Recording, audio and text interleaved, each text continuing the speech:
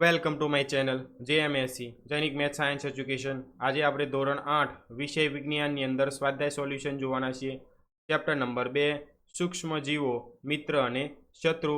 જો ચેનલ ઉપર તમે પહેલી વાર હોય તો ચેનલને સબસ્ક્રાઇબ કરો અને બાજુમાં રહેલ બેલ આઇકોનને ઓલ પર સેટ કરો જેથી નવા આવનાર વિડીયોના નોટિફિકેશન તમને મળતા રહે। ચાલો આપણે જોઈએ સ્વાધ્યાય સોલ્યુશન ચેપ્ટર નંબર 2 સૂક્ષ્મ જીવો અને મિત્ર શત્રુ।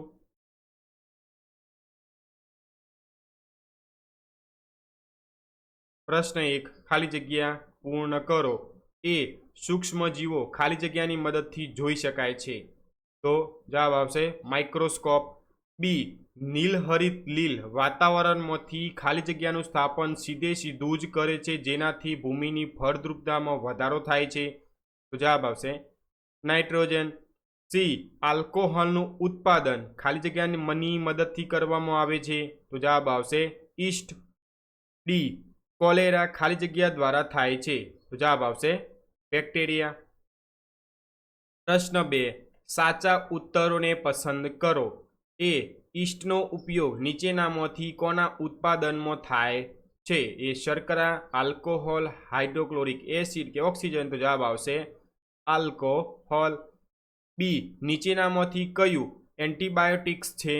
ए sodium bicarbonate, 2 streptomycin, 3 alcohol, 4 east तो जवाब आवशे स्ट्रेप्टोमाइसिन। सी मलेरिया थवा माटे जवाबदार प्रजीवोनुं वाहक खाली जग्या छे? मादा एनोफिलिस मच्छर, वंदो, माखी, पतंगियु तो जवाब आवशे मादा एनोफिलिस मच्छर। डी चेपी रोगोनुं मुख्य वाहक कोण छे? कीड़ी, माखी, ड्रेगन माखी, करोड़ियो तो जवाब आवशे माखी। ई ब्रेड अथवा इडलीनी कणक फूलवानुं कारण खाली जग्या 1 गरमी, 2 पीसवू, 3 ईस्ट कोषोनी वृद्धि, 4 मसरवू तो जवाब आवशे ईस्ट कोषोनी वृद्धि। प्रश्न 3 कॉलम ए मां आपेल सजीवोने कॉलम बी मां आपेल तेमना कार्यों साथे जोड़ो। कॉलम ए साथे कॉलम बी ना कार्यों ने जोड़वाना छे तो पहेलो बेक्टेरिया तो ये छे कोलेरा कारक। बीजो राइजोबियम तो ये नाइट्रोजन स्थापन करे छे। 3 लेक्टोबेसिलस तो ये दही जमावामां कार्य करे छे। ईस्ट तो ब्रेडनुं बेकिंग माटे उपयोगी छे। प्रजीव तो मेलेरिया कारक। 6 वायरस तो एड्स कारक। आ रीते आपणे जोड़ी शकीए छीए। प्रश्न 4 शुं सूक्ष्म जीवोने नरी आंखे जोई शकाय छे? जो ना तो केवी रीते जोवामां आवे छे? तो ना सूक्ष्म जीवोने नरी आंखे जोई शकता नथी। सूक्ष्म जीवोने जोवा माटे माइक्रोस्कोप साधन वपराय छे। प्रश्न 5 सूक्ष्म जीवोना मुख्य समूह कया कया छे? तो सूक्ष्म जीवोना मुख्य 4 समूह छे। 1 बेक्टेरिया, 2 फूग, 3 लील, 4 प्रजीव। प्रश्न 6 वातावरणीय नाइट्रोजननुं भूमिमां स्थापन करता सूक्ष्म जीवोना नाम जणावो। तो वातावरणीय नाइट्रोजननुं भूमिमां स्थापन करता सूक्ष्म जीवोना नाम नीचे मुजब छे। 1 राइजोबियम अने एजोबैक्टर बैक्टेरिया, 2 एनाबीना अने नॉनस्टॉक नीलहरित लील।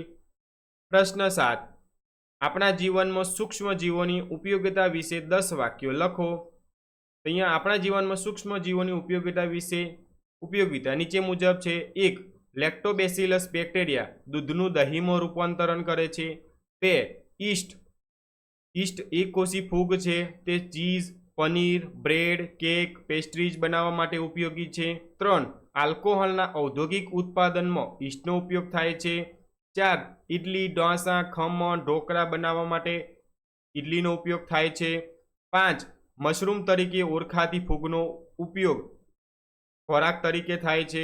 6 पेनिसिलियम नामनी फूगमांथी पेनिसिलिन एंटीबायोटिक्स बनाववामां आवे छे। 7 राइजोबियम बैक्टेरिया जमीनमां नाइट्रोजननुं स्थापन करे छे। आ रीते जमीनमां खातरनी पूर्ति करी जमीननी फळद्रुपता वधारे छे। 8 गटरना गंदा पाणीनुं बेक्टेरिया द्वारा विघटन करी बिनहानिकारक अने उपयोगी पदार्थोमां फेरववामां आवे छे। आ रीते पर्यावरणने साफ राखवामां मददरूप थाय छे। 9 કેટલીક દવાઓ અને રસી બનાવવા બેક્ટેરિયા અને ફૂગ ઉપયોગી છે. 10 કેટલાક બેક્ટેરિયા અને ફૂગ વિઘટકો તરીકેની ભૂમિકા ભજવે છે અને દ્રવ્ય ચક્રને વ્યવસ્થિત રીતે ચલાવવામાં ફાળો આપે છે. તો આ રીતે આપણે લખી શકીએ. પ્રશ્ન 8 સૂક્ષ્મજીવો દ્વારા થતા નુકસાન વિશે ટૂંકમાં નોંધ લખો. તો સૂક્ષ્મજીવો દ્વારા થતું નુકસાન નીચે મુજબ છે. 1 રોગકારક બેક્ટેરિયાને લીધે કોલેરા, ટાઇફોઇડ, ક્ષય, ન્યુમોનિયા જેવા રોગો થાય છે. પ્રજીવો દ્વારા મેલેરિયા અને મરડો જેવા રોગો થાય છે. 2 બેક્ટેરિયા અને ફૂગને લીધે ખોરાક, શાકભાજી, ફળો વગેરે બગડે છે અને તેમને અખાદ્ય બનાવે છે. 3 લીલ જરાશયોમાં ખૂબ જ ઝડપથી ફેલાય છે અને પાણીમાં દુર્ગંધ ફેલાવે છે. વરે તેવું પાણી પીવા લાયક રહેતું નથી. 4 ફૂગ લાગવાથી કપડાં, લાકડું અને ચામડાની વસ્તુઓ ખરાબ થઈ જાય છે. પ્રશ્ન 9 એન્ટીબાયોટિક્સ એટલે શું? એન્ટીબાયોટિક્સનું સેવન કરતી વખતે કઈ સાવધાની રાખવી જોઈએ? જવાબ છે બેક્ટેરિયા અને ફૂગમાંથી બનાવેલા ઔષધો કે જે બીમારી પેદા કરનાર સૂક્ષ્મજીવોને નષ્ટ કરે છે અથવા તેમની વૃદ્ધિ અટકાવે છે. આ પ્રકારના ઔષધોને એન્ટીબાયોટિક્સ કહે છે. પેનિસિલિન, સ્ટ્રેપ્ટોમાઇસિન, ટેટ્રાસાઇક્લિન અને એરિથ્રોમાઇસિન ઉપયોગી એન્ટીબાયોટિક્સ છે. કોઈપણ વિશિષ્ટ પ્રકારના સૂક્ષ્મજીવનું સંવર્ધન કરી એન્ટીબાયોટિક્સનું ઉત્પાદન કરવામાં આવે છે અને તેને અનેક રોગોની સારવારમાં ઉપયોગમાં લેવાય છે. તો એન્ટીબાયોટિક્સનું સેવન કરતી વખતે માન્ય ડૉક્ટરની સલાહ લેવી. ડૉક્ટરે જે માત્રામાં અને જેટલા સમય માટે દવા લેવાની છે તે સૂચવેલ હોય તો તે મુજબ લેવી તથા કહ્યા મુજબ બધી દવાઓ પૂર્ણ કરવી. જો એન્ટીબાયોટિક્સનું જરૂર ન હોય ત્યારે કે અયોગ્ય માત્રામાં લેવામાં આવે તો ભવિષ્યમાં જરૂર પડે ત્યારે તે ઓછી અસર કરે છે. વળી બિનજરૂરી એન્ટીબાયોટિક્સ લેવામાં આવે તો શરીરમાં આવેલા ઉપયોગી બેક્ટેરિયા નષ્ટ થઈ શકે છે. તો આજે આપણે ધોરણ 8 વિષય વિજ્ઞાનની અંદર ચેપ્ટર નંબર 2 સૂક્ષ્મજીવો મિત્ર અને શત્રુનું સ્વાધ્યાય સોલ્યુશન જોયું. જો વિડીયો ગમ્યો હોય તો વિડીયોને લાઇક કરજો, બીજા મિત્રો સાથે શેર કરજો અને ચેનલ ઉપર પહેલી વાર હોય તો ચેનલને સબસ્ક્રાઇબ કરો અને બાજુમાં રહેલ બેલ આઇકોનને ઓલ પર સેટ કરો જેથી નવા આવનાર વિડીયોના નોટિફિકેશન તમને મળતા રહે. Thanks for watching.